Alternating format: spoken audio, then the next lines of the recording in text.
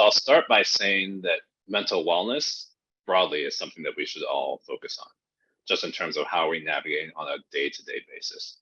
The other thing that I'll say that I've shared elsewhere is that it's possible to be living with a mental illness and still have good mental wellness. So that was actually something that I thought about more so in my conversation with Sean Astin, an actor that many people may know. He's also the son of Patty Duke. So she had bipolar. It wasn't called bipolar at the time, but one of the things that he shares, it was often difficult for her to hear people just saying that she's struggling, she's struggling, she's struggling. You're someone who struggles.